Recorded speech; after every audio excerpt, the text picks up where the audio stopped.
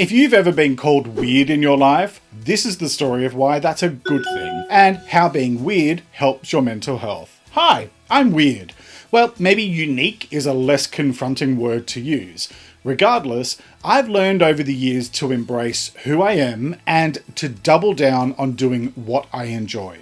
It's the reason why I like to quote random 80s and 90s song lyrics most episodes in my podcast, or turn the lyrics of the Spice Girls into philosophy pieces. Because A, it makes me laugh, and B, it makes me laugh. The thing about being unique is that some people say it like it's a bad thing, but every single one of us on this planet is unique. And so if we're really honest with ourselves, we're all just a little bit weird.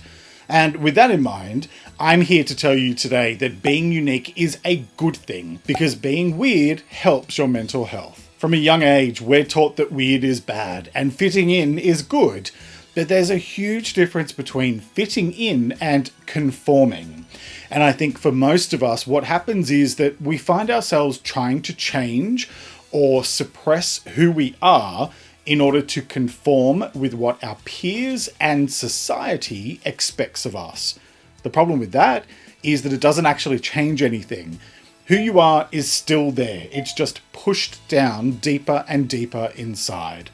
And when you carry that type of stuff around, well, it gets heavier and heavier over time. I have always been creative and with a slightly warped sense of humor. And for me, high school was terrible. I was bullied relentlessly for being different, and that pushed me back into a box to try and fit in. But it didn't really work. No matter how hard I tried, I was still different to everyone else, and no amount of conforming would ever change that. That mindset continued into my adult life, but thankfully with far less bullying. Working in the corporate sector requires you to fit in pretty quickly, and I spent 15 years trying to be someone that I wasn't. For me, putting on a suit each and every day was a way of conforming so that I could fit in and get ahead. And that was enough. Until it wasn't. In 2011, I had a total breakdown for a number of reasons. Difficulties at work, being in a career I hated, family problems, financial problems, unresolved trauma, you name it, I had it going on. And then I spent the next few years with severe depression and anxiety. It wasn't until 2017, 2018 that I started to come out of the worst of it. And when all of that happened, I had to change my life because I had no choice. I tried new things, I changed careers and learnt new skills by doing a degree at university.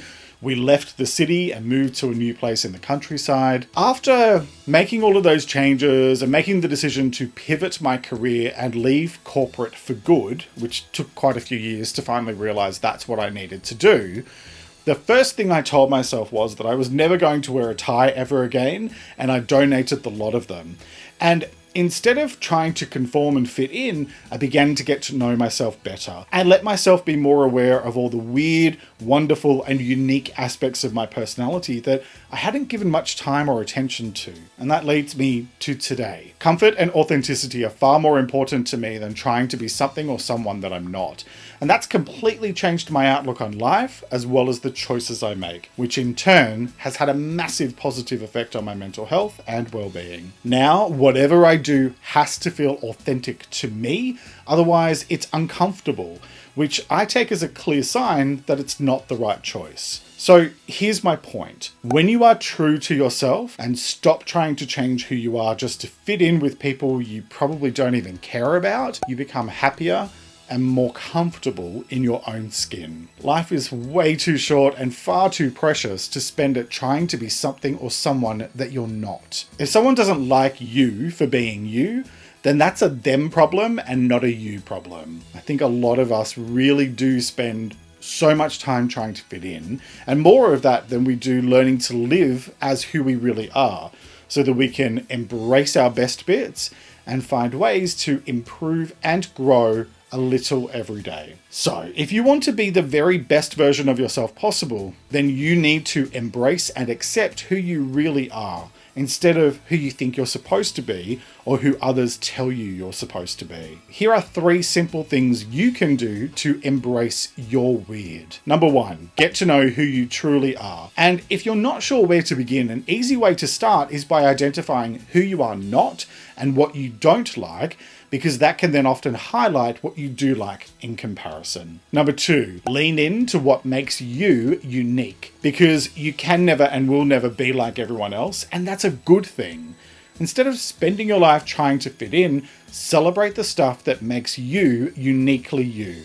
It's why I have things in the background of my video that help to tell the story of who I am and what I love, even though they're usually blurred out in the background. And it's why I do my work each day watched over by my Spice Girls dolls. Yes, I'm a grown man, and no, I don't care what people think.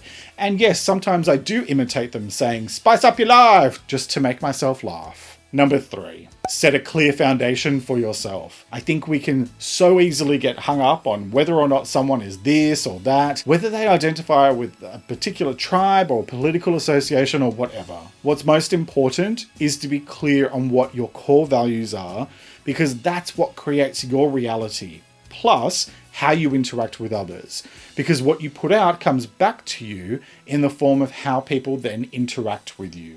My foundation and values are simple. Do no harm, be kind, and give more than you take.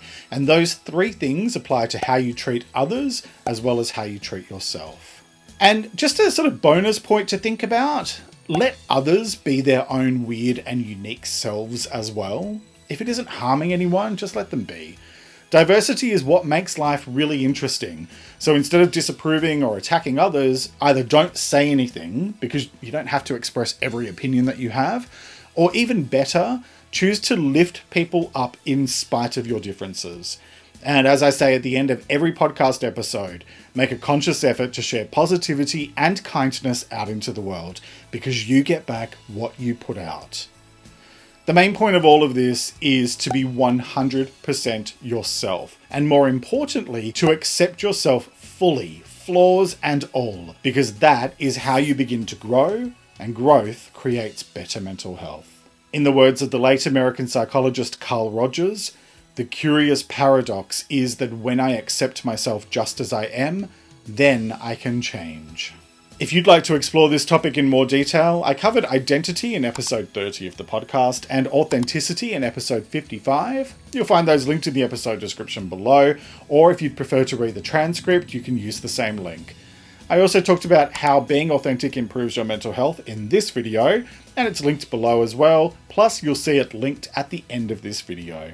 Let me know in the comments below how you're going to apply these tips to create your own better mental health. And if you made it all the way to the end of the video, then leave me a goofy face emoji, because better mental health is all about being your weird and wonderful self. For more ideas on how to be more authentic, watch this video next and click here to subscribe to my channel. I share new videos every Wednesday.